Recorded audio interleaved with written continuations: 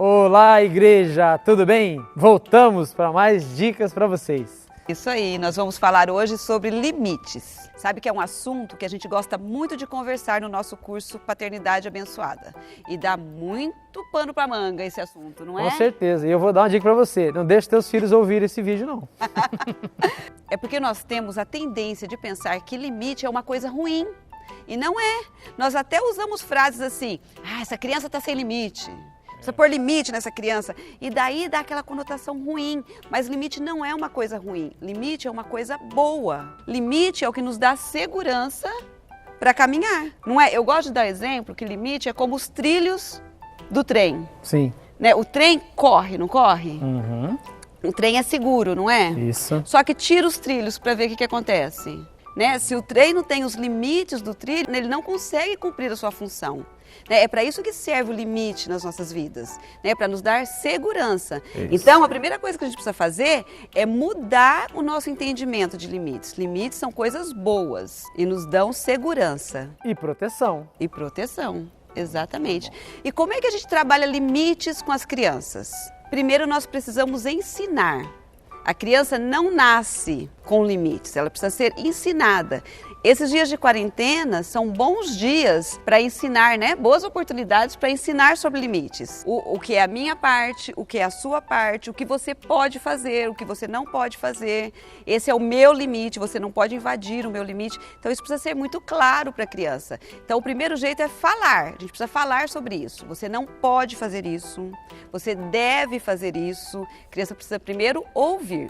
Exatamente, pastora Simone. E tem outra coisa. A criança precisa entender o papel dela dentro da família. E isso é muito importante. Ela saber que ela é filha amada, que ela é protegida, que os pais vão fazer tudo por ela, mas ela não pode assumir o lugar dos pais. É isso aí. Ela não pode ser o rei da casa. É isso. Não é? Quem comanda a casa são os pais, quem gerencia a vida deles são os pais. Uma coisa importante sobre limite é que os pais precisam ser firmes no sim e no não. Tudo que ele liberar, ele precisa ficar firme. E tudo que ele proibir, ele precisa também ficar firme. É melhor não proibir do que proibir e depois que a criança chora, faz uma manha, dá uma forçada, você liberar. Por quê? Porque isso fica com um limite frouxo. A criança não sente segurança. Então você diz não, ela pensa, mas se eu chorar, se eu fizer uma manha, eu consigo.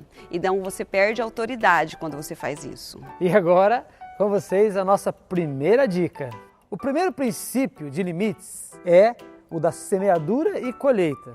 O que é isso? Esse é um princípio que a palavra de Deus ela fala muito sobre isso, né? Que aquilo que o homem plantar, ele vai colher.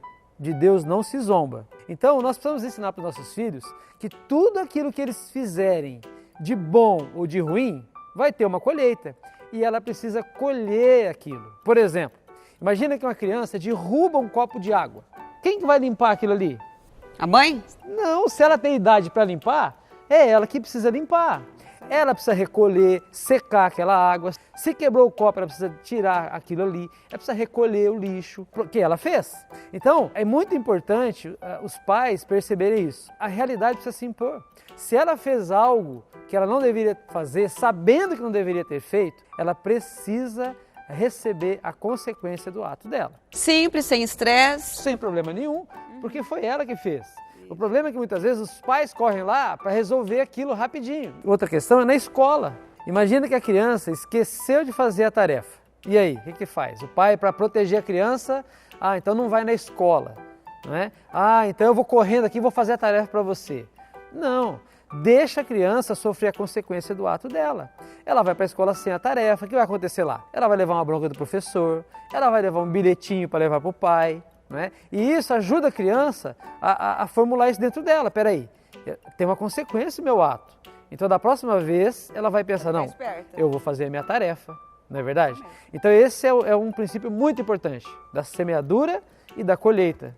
A gente quer deixar mais uma dica, né, mais um princípio sobre limites, que tem a ver com a reação da criança. A famosa manha, birra para conseguir o que quer. Ninguém, nem criança nem adulto, gosta de deixar uma coisa gostosa, uma coisa boa que você está fazendo para fazer uma obrigação. Não é verdade? Você gosta de parar de assistir televisão para ir trabalhar? Na hora do futebol, não. Futebol, deixar o futebol para ir trabalhar? Não. Não gosta, né? A gente não gosta, isso é normal. A gente quer o que dá prazer. Então, por exemplo, se a criança está lá jogando videogame e está na hora de fazer a tarefa, e daí a mãe chega e fala, hora de fazer a tarefa. Não adianta esperar que a criança vai falar, oba, vou fazer a tarefa, e vai sorrindo, feliz. Não vai. Que bom! Ela não vai, ela vai chorar, ela vai lamentar, ela vai querer fazer uma manha. Eu não quero, deixa mais um pouquinho. Então, é importante os pais terem o controle nessa hora. Porque se você for deixar mais 5 minutos, ele vai querer mais 5 minutos, ele vai querer mais 5 minutos. Então, precisa conversar sobre isso. Olha, é verdade que não é bom mesmo largar o videogame para ir fazer tarefa. Eu entendo você, é ruim, mas é a hora da tua obrigação. Então você pode escolher. Ou você deixa o videogame e vai fazer a tarefa, ou você perde o videogame para o resto da semana. Uau! Daí... Essa escolha aí tá fácil, hein? Então, porque daí você motiva a criança a pensar, pera lá. Não, então eu estou tendo uma escolha. É realmente frustrante, é realmente ruim.